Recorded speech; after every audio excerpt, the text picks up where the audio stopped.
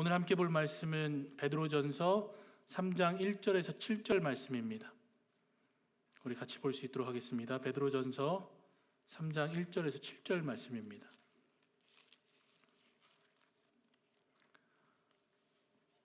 제가 1절 읽고 7절까지 읽겠습니다. 하나님의 말씀입니다. 아내들아, 이와 같이 자기 남편에게 순종하라.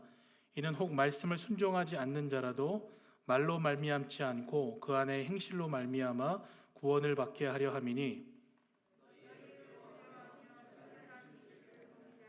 너희의 단장은 머리를 꾸미고 금을 차고 아름다운 옷을 입는 외모로 하지 말고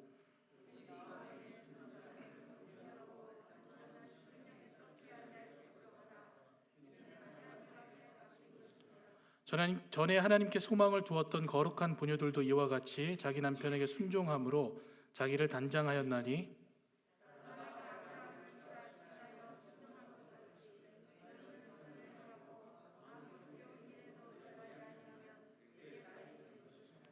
남편들아, 이와 같이 지식을 따라 너희 아내와 동거하고 그를 더 연약한 그릇이요 또 생명의 은혜를 함께 이어받을 자로 알아 기히 여기라. 이는 너희 기도가 막히지 아니하게 하려 함이라.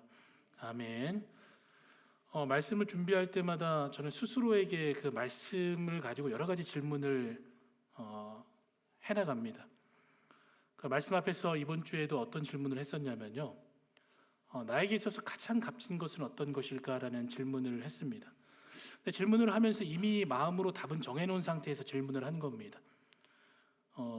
그 정답은 정해져 있죠. 예수님이다라고 대답하려고 그 질문을 한 겁니다. 예수님밖에 없다는 거죠. 그러면서 이제 질문을 하고 나서 내 스스로 이렇게 대답했죠. 예수님밖에 없습니다. 예수님이 나의 인생의 가장 소중한 값진 것입니다라고 대답을 했습니다.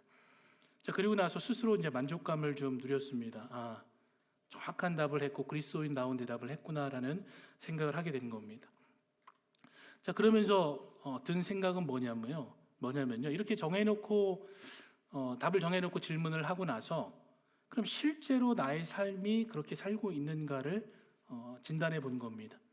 정말 하나님을, 예수님을 나의 가장 소중한 분으로, 사랑하는 분으로 생각하며 살고 있는가, 그런 삶을 살고 있는가 생각해 봤을 때, 그렇다면은 늘 예수님이 보고 싶어야 되고 늘 함께 해야 되고, 그리고 어떻게 해서든 주님을 자랑하고 살아가야 되는데 그런 모습이 나타나지 않는 겁니다. 오히려 내가 뭐 하나 했으면은 거기에다 포장하고 더 포장해가지고 다른 사람한테 더 많은 것을 이야기하려고 하고요. 어디 좋은 곳에 갔다 오면은 다 보지도 않아놓고 마치 다 본 것처럼 그렇게 이야기를 하고요. 어떤 특별한 사람을 만나면은 내가 마치 대단한 사람이 된 것처럼 그 이야기들을 해 나가면서 그 이야기 속에 뭐가 없냐면요, 예수님이 없는 겁니다. 그렇다면은 정말 내가 가장 소중하게 생각하는 것이 예수님이 맞을까라는 생각에 어떤 답이 나오게 되냐면요, 그렇지 않다라는 이 답이 나오게 되는 겁니다. 그런 결론을 내릴 수가 있는 거죠. 어쩌면 문자적으로 아니면 학습적으로 우리는 예수님이 우리 인생의 가장 소중한 존재입니다라는 것을 알지만 현실 속에서는 예수님이 어쩌면은 우리에게 그렇게 소중한 존재가 아니라는 것을 우리 삶이 증명해주고 있는 겁니다. 그렇기 때문에 여러분에게 한번 묻고 싶습니다. 정말 여러분은 예수님을 여러분 삶의 가장 값진 분으로 생각하고 살아가십니까? 마음속으로 대답하셔야 되는 거죠. 그럼 실제로 여러분의 삶을 보면은 그런 삶을 살고 계십니까? 이 질문에 대해서 여러분은 어떤 대답을 하시겠습니까? 여러분, 우리가 분명히 알아야 될 게 뭐냐면요, 하나님은 여러분을 가장 값지게 생각하시고 소중하게 여기십니다. 성경의 많은 부분들이 이 사실에 대해서 우리에게 알게 해줍니다. 두 가지만 저희가 생각해 보면요, 첫 번째는 뭐냐면요, 하나님이 우리를 창조하실 때 하나님의 형상으로 만드셨다는 겁니다. 얼마나 소중하게 여기고 값진 것으로 여기면은 하나님을 닮게 우리를 만드셨다는 겁니다. 그 사실만 봐도 하나님께서 우리를 값지게 여기시다는 것을 알 수가 있습니다. 두 번째는 뭐냐면요, 하나님께서 그의 아들 독생자 예수 그리스도를 우리를 위해서 십자가에서 죽게 하셨다는 겁니다. 아무런 가치도 그런 자격도 없는 우리를 위해서 그의 보혈을 흘리게 하시고 그의 자녀로 우리를 삼아주신 겁니다. 여러분, 그 사실만 가지고도 어떻죠? 우리가 얼마나 값진 인생인지를 알게 하는 겁니다. 하물며 주인이 종을 위해서 목숨을 버려도 그 주인에 대해서 우리가 어떻게 표현하죠? 위대한 사람이라고 표현을 합니다. 아니면 어떤 왕이 그 백성을 위해서 자기의 생명을 다했다면은 역사 속에 그 왕은 길이 기억에 남고 많은 사람들이 그를 닮고 살아가고 싶은 그 삶을 살게 될 겁니다. 그런데 신이 그가 만든 피조물을 위해서 이 땅 가운데 친히 내려와서 십자가에서 죽으셨다는 것은 그 어떤 것으로도 표현할 수가 없는 겁니다. 그만큼 여러분이 하나님의 입장에서 값진 것이라는 겁니다. 그렇기 때문에 우리가 해야 될 것은 뭐냐면요, 감사하는 겁니다. 그 은혜를 안다면 그것이 여러분에게 실제로 일어난 사건이라면 감사하는 겁니다. 그리고 감사하면서 사는 것이 우리의 삶의 여정이 되어지는 겁니다. 그래서 그리스도인의 삶은 뭐냐면요, 나에게 일어난 사건이죠. 그 신이 나를 위해서 죽으시고 지금도 나와 함께 하신다는 그것이 실제적으로 나를 위한 사건이라는 것을 알기 때문에 그것에 감사하면서 사는 것이 바로 그리스도인의 삶이 되어진 겁니다. 그리고 하나님께서는 이러한 삶으로 우리를 부르셨습니다. 그게 베드로전서 2장 9절 말씀입니다. 한번 읽어보겠습니다. 그러나 너희는 택하신 족속이요 왕 같은 제사장들이요 거룩한 나라요 그의 소유가 된 백성이니 이는 너희를 어두운 데서 불러내어 그의 기이한 빛에 들어가게 하신 이에 아름다운 덕을 선포하게 하려 하심이라. 무엇을 선포하게 하신다고 얘기를 합니까? 아름다운 덕을 선포하게 하신다고 하는 겁니다. 우리를 구원하시려고 이 땅에 오신 그 하나님의 이야기들을 우리에게 선포하게 하시는 겁니다. 그것을 위해서 하나님께서 우리를 부르셨다는 겁니다. 이 말의 다른 표현이 뭐냐면요, 베드로전서 2장 12절입니다. 너희가 이방인 중에서 행실을 선하게 가져 너희를 악행한다고 비방하는 자들로 하여금 너희 선한 일을 보고 오시는 날에 하나님께 영광을 돌리게 하려 합니다. 무엇을 본다고 얘기를 하죠? 선한 일을 보게 한다고 얘기를 하는 겁니다. 감사하면서 하나님의 말씀을 지키며 살아가는 그 삶의 모습을 통해 가지고 여러분들을 비방했던 사람들이 결국은 어떻게 되냐면요, 마지막 날 하나님이 오시는 그날에 도리어 하나님을 찬송하고 하나님께 영광 돌리는 그 삶을 살아가게 한다는 겁니다. 그래서 우리의 사는 모습을 좀 더 구체적으로 보면은 뭐냐면요, 그것이 말씀을 지키는 삶이고, 베드로는 그것을 어떻게 표현했냐면요, 인간의 모든 제도 가운데 주를 위해서 순종하라고 하는 겁니다. 또 여러분의 주인이 부당하게 여러분을 대하고 까다롭게 대하고 아무런 잘못이 없는데도 육체적인 고통을 당할지라도 그 주인에게 순종하라고 가르치고 있는 겁니다. 그리고 또 다른 한 모습이 뭐냐면요, 오늘 3장 1절의 말씀입니다. 아내들아 이와 같이 자기 남편에게 순종하라. 이는 혹 말씀을 순종하지 않는 자라도 말로 말미암지 않고 그 안에 행시로 말미암아 구원을 받게 하려 함이라. 여러분, 이 말씀에서 보여주듯이 우리에게 주어진 사명이 뭐죠? 복음을 전하는 겁니다. 하나님께서는 우리를 복음을 전하기 위해서 부르신 겁니다. 그 다른 표현이 아름다운 덕을 선포하는 겁니다. 선한 행실을 나타내는 것이 그 다른 모습을 우리에게 알게 해주는 겁니다.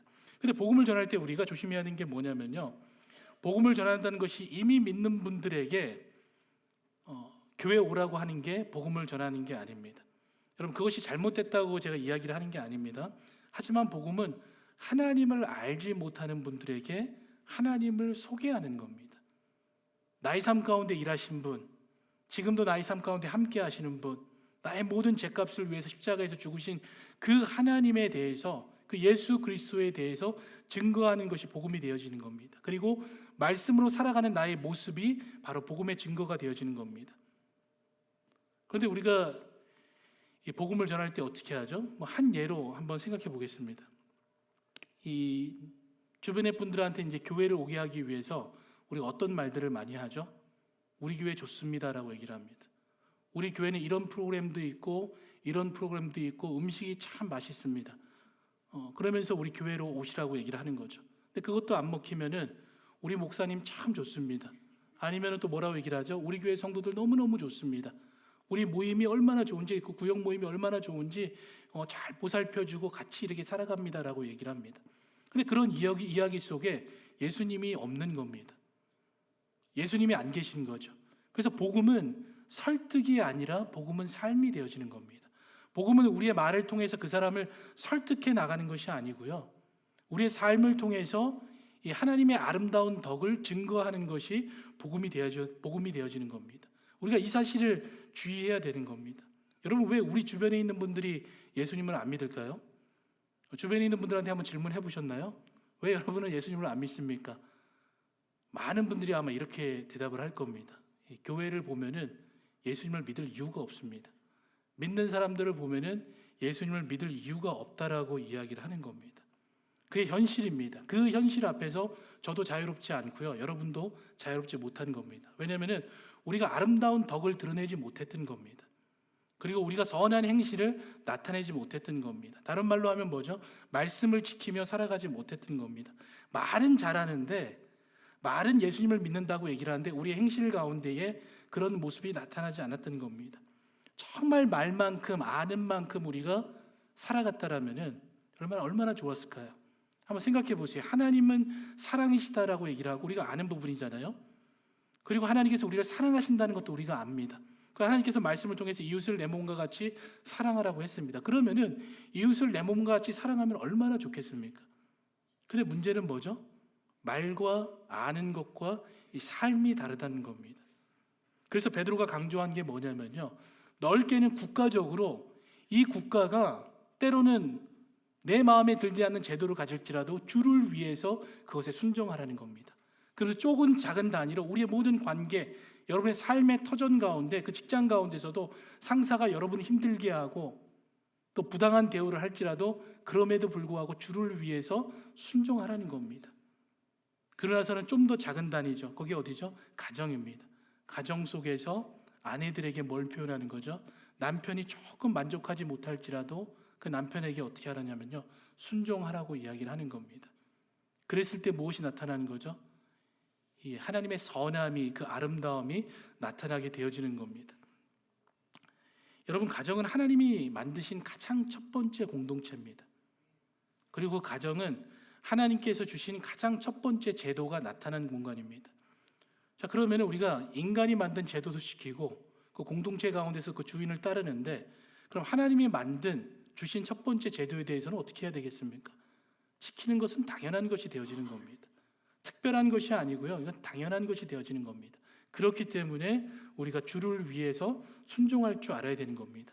이 순종에는 분명한 이유가 있습니다. 이 이유를 잊지 말아야 되는 겁니다. 이 이유는 뭐냐면요, 믿지 않는 남편이 구원을 위해서 우리가 순종하게 되어지는 겁니다. 여러분의 참음은 하나님의 아름다운 덕을 선포하기 위해서 참고 인내하는 게 되는 겁니다. 옆에 있는 남편을 한번 보시고 여러분의 남편을 한번 생각해 보세요. 얼굴이 벌써 답하고 있습니다. 여러분, 말하지 않아도 얼마나 답답한지 말하고 있는 거죠. 그럼에도 불구하고 무엇을 얘기를 하는 거죠? 아내들에게 단정하라고 얘기를 하는 겁니다. 한번 이 말씀 읽어보겠습니다. 남편을 대할 때입니다. 너희의 단장은 머리를 꾸미고 금을 차고 아름다운 옷을 입는 외모로 하지 말라고 합니다. 여기서 중요한 부분이요, 외모로 하지 말라는 겁니다. 한마디로 말하면 뭐냐면요, 외식하지 말라는 겁니다. 마음에 없는데 하는 척하지 말라고 이야기를 하는 겁니다. 겉과 속이 다르게 남편에게 대하는 것을 경계하는 겁니다. 여러분, 당시 로마 시대는 철저한 남성주의입니다. 남성주의 때문에 여성들이 남성에게 순종하는 것은 당연한 겁니다. 그 여성의 가치가 어느 정도냐면요, 그 남자들의 소유에 불과한 겁니다. 그렇기 때문에 바울이 그 인식 가운데서 어떻게 얘기를 한 거냐면요, 예수님을 믿고 정말 그 감동 가운데 교회에서 기도하고 나누려고 했던 사람들에게 잠잠하라고 했던 겁니다. 그 정도로 그 사회의 현상이 그런 부분이 있었던 겁니다. 자, 그런데 그런 가운데 있는 여성들이, 아내들이 남편에게 순종하는 게 쉬울까요? 겉으로는 할 수 있지만 마음을 다하기는 어려운 겁니다. 늘 부당한 대우와 그 다음에 거기에 대해서 이 분노가 있을 수도 있는 겁니다. 그렇기 때문에 더욱더 순종하기 어려운 거죠. 순종한 척 할 수 있지만 그 마음을 다해서 남편을 따르기는 어려운 겁니다. 오히려 증오하고 불만이 더 많은 거죠. 어쩌면은 자기를 버릴 수 있는 남편에 대한 두려움들, 그 두려움을 가지고 순종할 수 있는 겁니다. 근데 이런 시대적 상황에도 불구하고 베드로는 뭐라고 얘기를 하냐면요, 아내들에게 마음으로부터 그 행동에 이르기까지 남편에게 순종하라고 얘기를 합니다. 그 이유가 뭐죠? 그 남편을 구원에 이르게 하기 위해서 그렇습니다. 그래서 우리가 이 말씀을 보면요, 그리고 이 말씀을 보면서 한 가지 주의해야 될 게 뭐냐면요, 단지 하나님께서 이 말씀을 부부관계 속에서 하신 말씀이라고 생각해서는 안 됩니다. 좁은 더 넓은 범위에서 저희가 바라봐야 되는 겁니다. 그래서 여기서 아내는 어떤 사람이 될 수 있냐면요, 먼저 믿음을 가진 자가 되어지는 겁니다. 가정 안에서죠. 그리고 여기서 남편은 누가 되냐면요, 나중에 믿게 될 사람이 되는 겁니다. 하나님을 모르는 사람이죠. 그렇다면 이 말씀이 우리에게 가르치는 것은 뭐냐면요, 정말 구원을 위해서, 그 가정의 구원을 위해서 먼저 너희가 믿은 자라면은 가정의 제도에, 그리고 그 배우자에게 순종하라는 겁니다. 우리가 정말 먼저 하나님을 안 사람이라면은 이 가정의 구원을 위해서 순종함으로 그 하나님의 말씀을 지켜 살아가는 그 삶의 모습을 드러내라고 얘기를 하는 겁니다. 그 전도 대상자의 관점을 통해서 우리가 이것을 봐야 되는 겁니다. 그 구체적인 모습이 뭐냐면요, 그래서 그렇게 살아가는 구체적인 모습이 2절의 말씀이 되는 겁니다. 2절을 보면요, 너희의 두려워하며 정결한 행실을 봄이라고 했습니다. 자, 이 말씀을 보면 두 가지를 집중하고 있습니다. 하나는 뭐냐면은 너희의 두려워하며입니다. 우리가 무엇을 두려워하며 살고 있는가를 묻는 질문입니다. 여러분이 한번 생각해 보셔야 되는 겁니다. 나는 무엇을 두려워하며 살고 있는가? 그리고 정결한 행실입니다. 그렇기 때문에 나타나는 행동의 모습이죠. 그 정결한 행실은 뭐냐면요, 하나님 앞에서 살아가는 그 모습이 되어지는 겁니다. 그 말씀을 지키며 살아가는 그 모습이 되는 거죠. 그럼 우리의 신앙 여정을 놓고 우리가 한번 질문하면 됩니다. 내가 진정으로 두려워하는 대상이 누군가? 그 대상은 하나님이죠. 그럼 하나님을 두려워하며 살고 있는가? 이 말의 다른 표현은 뭐냐면요, 내 삶에 가장 중요한 것이 무엇인가입니다. 무엇을 위해서 살고 있는가를 보면 되는 겁니다. 그것이 내가 두려워하는 것이 되어지는 거죠. 늘 하는 얘기가 뭐가 되는 거죠? 우리 취중생들한테 가장 두려운 건 뭐죠? 내가 취업을 못하면 어떻게 되는가? 이게 자기 인생에 가장 두려운 겁니다. 그리고 또 돈을 좋아하는 분들에게는 돈이 뭐가 되는 거죠? 인생에 가장 두려운 것이 되어지는 겁니다. 그리고 자기 자존심이 강한 분들은 자기 자존심이 인생에 가장 두려운 것이 되어지고요. 이것을 상하게 하면 모든 것이 무너지는 겁니다. 자녀가 될 수도 있고요. 그리고 명예가 될 수도 있고요. 또 여러 가지 내 인생에 두려워하는 것들이 생길 수 있는 겁니다. 근데 문제는 뭐냐면요, 여러분이 두려워하는 것이 여러분의 배우자에게 보인다는 겁니다. 여러분의 배우자는 오랜 시간 같이 살아가면서 그 눈만 봐도, 호흡만 들어도 저 사람이 살았나 죽었나 알 수 있는 것처럼 저 사람이 무엇을 두려워하나 알고 있는 겁니다. 그것을 누가 바라본다고요? 그 가정에서 바라보는 겁니다. 자, 그렇다면은 이런 질문을 우리가 할 수가 있습니다. 왜 우리의 자녀들과 내 배우자가 하나님을 믿지 못할까? 답은 하나밖에 없는 거죠. 내가 두려워하는 것이 하나님이 아니었다라는 겁니다. 나의 삶이 외식 가운데 살아갔기 때문에 그 신앙의 여정이 마치 두려워하는 것처럼 살아가면서 본질적으로는 다른 것을 두려워하며 살아갔기 때문에 우리의 배우자가, 자녀들이 하나님을 경험하지 못하고 살아가는 겁니다. 하나님을 두려워하며 살아갔다면은 그 자녀들과 배우자가 무엇을 바라보게 되는 거죠? 그 아름다운 덕을 보게 되고 그 선한 행실을 통해서 이 말씀대로 구원에 이르게 되어지는 은혜를 경험하게 되는 겁니다. 그리고 주님이 오시는 그 날에 무엇을 보게 되냐면은 하나님을 바라보면서 찬송하며 영광을 돌리게 되어 있는 겁니다. 그런데 우리가 어떤 삶을 사는 거죠? 하나님 앞에서 외식하는 삶을 살아갔기 때문에 우리의 자녀들이, 배우자들이 하나님을 경험하지 못하는 겁니다. 여러분, 하나님을 두려워한다는 것은 뭐냐면요, 하나님이 심판하실기 때문에 무섭다, 이런 의미가 아닙니다. 하나님을 두려워한다는 것은 하나님을 경외함으로 살아가는 겁니다. 히브리서 12장 28절에서 29절 말씀입니다. 그러므로 우리가 흔들리지 않는 나라를 받았은즉 은혜를 받은 자는 이로 말미암아 경건함과 두려움으로 하나님을 기쁘시게 섬길지니 우리 하나님은 소멸하는 분이심이라 라고 기록하고 있습니다. 잠언에서는 뭐라고 표현하죠? 하나님을 경외하는 것이 지식의 근본이라고 이야기를 합니다. 신명기 말씀을 보면요, 10장 12절입니다. 이스라엘아, 내 하나님 여호와께서 내게 요구하시는 것이 무엇이냐? 곧 내 하나님 여호와를 경외하며 그의 모든 도를 행하고 그를 사랑하며 마음을 다하고 뜻을 다하여 내 하나님 여호와를 섬기라고 얘기를 합니다. 여러분, 하나님을 경외하라는 것은 하나님께서 우리를 부르신 이유가 됩니다. 하나님께서 요구하신 겁니다. 그렇기 때문에 그리스도인들은 하나님을 경외함으로 그의 말씀에 순종하며 하나님을 예배함으로 살아가는 삶이 그리스도의 삶이 되어지는 겁니다. 그리고 하나님을 경외하는 그 모습이 우리의 삶을 통해서 분명히 나타나는 겁니다. 여러분, 무엇을 두려워하며 살아가십니까? 무엇을 두려워하고 또 무엇을 위해서 살아가고 계십니까? 우리의 신앙이, 여러분, 외식하는 신앙이 되지 않았으면 좋겠습니다. 우리의 하나님을 두려워하는 그 모습은 여러분의 삶의 여정 가운데 분명히 나타나는 겁니다. 하나님을 두려워하는 또 다른 모습이 뭐냐면요, 5절에 나와 있습니다. 그러니까 두려워하며 살아가는 모습이죠. 그러니까 그리스도인이 이런 삶을 살아가야 된다라고 베드로가 얘기를 하는 겁니다. 5절 말씀 한번 제가 읽겠습니다. 전에 하나님께 소망을 두었던 거룩한 부녀들도 이와 같이 자기 남편에게 순종함으로 자기를 단장하였나니라고 되어 있습니다. 여기에서 우리에게 무엇을 알려주냐면요, 하나님을 경외하며 두려워하는 삶이 어떤 삶인지를 가르쳐주는 겁니다. 그 삶이 뭐냐면요, 하나님께 소망을 두고 살아가는 삶입니다. 다른 삶이 아닙니다. 우리의 소망을 하나님께 두고 살아가는 삶이 바로 하나님을 경외하며 살아가는 삶이 되어지는 겁니다. 그래서 그 예로 든 게 누구냐면요, 이 아브라함의 아내입니다. 이 사라를 예로 든 겁니다. 그럼 우리가 한번 사라를 한번 생각해 보겠습니다. 창세기 12장을 한번 생각해 보면요, 하나님께서 아브라함을 부르셨습니다. 본토 친척 아비집을 떠나가지고 하나님께서 가라고 하는 곳으로 가라고 말씀하셨습니다. 근데 중요한 문제는 뭐냐면요, 아브라함도 어디로 갈지 모릅니다. 자, 그러면 이제 아브라함이 아내에게 뭐라고 얘기를 하죠? 가자고 얘기를 합니다. 어디로 갑니까? 라고 물으면 뭐라고 대답할까요? 몰라라고 얘기를 하는 겁니다. 어디로 갈지도 모르는데 여러분 어떻게 따라가겠습니까? 여러분의 남편이 지금 가자라고 얘기를 하는데 어디로 갑니까? 했을 때 몰라. 그럼 여러분 뭐라고 이야기를 하시겠습니까? 따라가는 사람이 없습니다. 드문 거죠. 그럼에도 불구하고 지금 사라는 어떻게 하죠? 어디로 갈지 모르는데도 불구하고 아브라함을 따라가는 겁니다. 왜 그렇게 할 수 있었을까요? 그의 소망이 하나님께 있었기 때문에 그렇습니다. 하나님을 경외하기 때문에 그 길을 따라갔던 겁니다.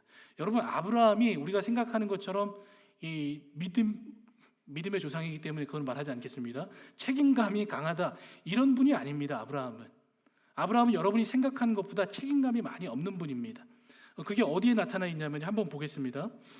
창세기 12장 11절에 13절 말씀입니다.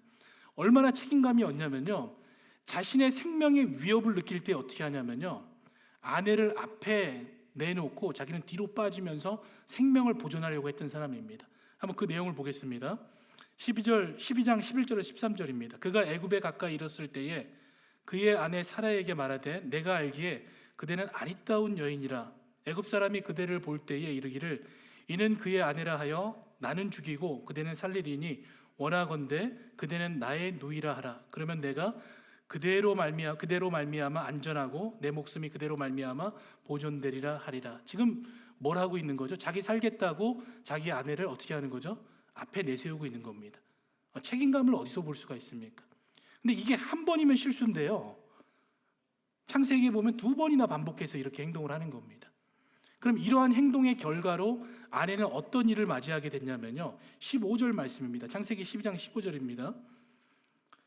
바로의 고관들도 그를 보고 아내를 바라본 거죠. 바로 앞에서 칭찬함으로 그 여인을 바로의 궁으로 이끌어 들어간지라라고 되어 있습니다. 이런 일이 한 번도 아니고 몇 번이라고요? 2번이 일어난 겁니다. 요즘에는 상상할 수도 없는 일입니다. 이런 남편을 누가 믿고 따라가겠습니까? 그럼에도 사라는 지금 어떻게 합니까? 순종한 겁니다. 어떤 말로 이것을 우리가 이해하고 표현할 수 있겠습니까? 어떤 말로도 이해할 수 없고 표현할 수 없는 겁니다. 오직 이해할 수 있고 표현할 수 있는 것은 뭐냐면요, 사라가 하나님을 두려워했다는 겁니다. 그 말씀을 따라갔다라는 겁니다. 그 외에는 그 어떤 것으로도 표현할 수 없는 겁니다. 또 하나 우리가 성경에 기록되어 있지 않지만 그 사라의 그 하나님을 경외하는 마음을 엿볼 수 있는 장면이요, 어떤 장면이냐면요, 그 이삭을 바칠 때입니다. 이삭을 바칠 때 이 성경이 집중하는 것은 누구냐면요, 아브라함과 따라가는 이삭의 믿음을 조명하고 있는데요, 그 뒤에 숨겨져 있는 사람이 누구냐면은 그 이삭의 어머니죠. 그러니까 어떤 숨김이냐면요, 한번 상식적으로 저희가 생각해 봤을 때 가족이잖아요. 같은 공간에 살고 있고. 그럼 아브라함이 아침에 일어나 가지고 하나님께 예배를 드리러 간다고 합니다. 근데 얼굴이 안 좋아요. 좋을 수가 없잖아요. 아들을 지금 바치라고 그러는데 그 얼굴이 어디가 좋겠습니까? 물론 아들은 아무것도 모르기 때문에 기분이 좋을 수가 있습니다. 그런데 이상하게 가려고 하는데 재물을 가져가지 않습니다. 그럼 여러분, 우리가 안 좋은 그 기분은 느껴지잖아요. 그럼 사라가 그것을 못 느꼈을까라는 질문을 해야 되는 겁니다. 분명히 사라도 그 분위기를 알고 있는데 느꼈을 텐데 어떻게 하죠? 붙잡지 않은 겁니다. 왜 붙잡지 않았을까요? 그건 하나님을 두려워하기 때문에 그런 겁니다. 그러니까 소망을 하나님께 두었기 때문에 이것이 어떤 일이 일어날지 예상이 되지만 그럼에도 불구하고 그 걸어가는 길을 붙들지 않고 걸어갈 수 있도록 맡겨놨던 겁니다. 왜 그렇죠? 하나님을 경외하고 하나님께 소망을 둔 삶을 살아가기 때문에 그럼에도 불구하고 순종할 수 있었던 겁니다. 이것이 바로 하나님을 두려워하며 그 소망을 하나님께 둔 그 여인의 한 모습이 되어지는 겁니다. 그랬을 때 하나님께서 그를 나의 딸이라고 부르시는 그 축복을 누리게 되어지는 겁니다. 여러분, 이 하나님을 우리가 생각을 할 때요, 여러 가지 고민을 하면서 가장 고민해야 될 것은 뭐냐면요, 정말 내가 하나님께 모든 것을 맡기고 그 소망을 두고 살아가는가를 여러분이 생각해 보셔야 되는 겁니다. 정말 나의 인생 가운데 하나님밖에 없다는 그 삶을 살아가고 있는가? 정말 하나님을 두려워하며 내가 살아가고 있는가? 여러분, 이 사라는 무엇을 경험했냐면요, 하나님께서 자기에게 아들을 주신다고 했을 때 이 여인의 첫 반응은 비웃음이었습니다. 그게 현실이니까요. 이미 자기는 자녀를 낳을 수 없는 몸 상태였기 때문에 그 말은 말도 안 되는 이야기인 겁니다. 근데 비웃은 그 여인에게 하나님께서 어떻게 하셨냐면은 벌 주신 게 아니고요, 그 여인을 통해서 아들을 낳게 하셨습니다. 그 이삭을 낳게 하신 거죠. 그러면서 이 사라가 알게 된 게 뭐냐면요, 자신의 생각보다 크신 그 하나님, 자신의 능력보다 크신 그 하나님을 실제적으로 경험할 수 있었던 겁니다. 그렇게 해서 그 아브라함이 요청하는 것들이 때로는 비참하고 고통스럽고 치욕스러운 가운데 있지만 하나님께 소망을 두고 있었기 때문에, 하나님을 경외하고 두려워했기 때문에 그 길을 순종함으로 걸어갈 수 있었던 겁니다. 여러분, 이것이 바로 믿음의 여정이고 이것이 바로 아름다운 덕을 나타내는 그 삶이 되어지는 겁니다. 우리의 가정 가운데 우리가 먼저 믿은 자라면은 그 먼저 믿은 자 가운데 나타내야 될 모습이 바로 이런 모습이 되어지는 겁니다.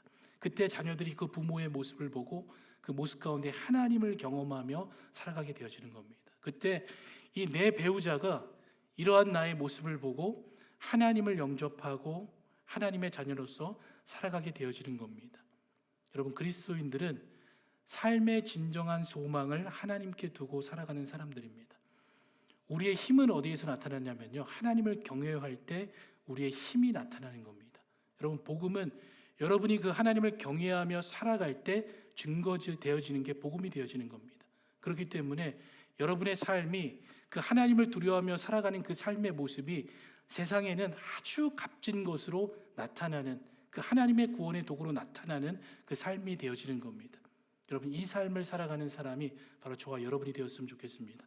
그래서 여러분을 통해서 여러분의 가정 가운데에 하나님의 그 일하심이, 그 하나님의 구원의 능력이 나타나는 그 축복이 있기를 원합니다. 우리 같이 기도하겠습니다. 하나님, 감사합니다. 우리의 삶 가운데 일하시는 그 하나님을 경험하게 하시니 감사를 드립니다. 이 땅을 살아가면서 하나님, 내가 두려워하는 것이 무엇인지 다시 한번 생각하게 하여 주시옵소서. 정말 우리가 하나님을 두려워하는지, 내가 무엇을 위해 사는지 하나님 점검하게 하시고, 먼저 우리의 그 기본이 하나님을 경외함으로, 우리의 삶의 근본이 하나님을 경외함으로 살아갈 수 있도록 주여 그 은혜를 내려주시옵소서. 더 이상 외식하지 않게 하시고 하나님을 믿는 척하지 않게 하시며 정말 주를 믿음으로 살아갈 수 있는, 하나님의 구원의 도구로서 살아갈 수 있는 그 능력을 주여 나타내게 하여 주시옵소서. 이 시간 우리가 결단하기를 원합니다. 하나님의 그 삶을 살아가도록 오직 주님만 바라보며 주님께 오직 소망을 두고 살아갈 수 있도록 그 은혜를 베풀어 주시옵소서. 주님께서 함께 하심을 믿습니다. 예수 그리스도의 이름으로 기도드립니다. 아멘. 우리 말씀을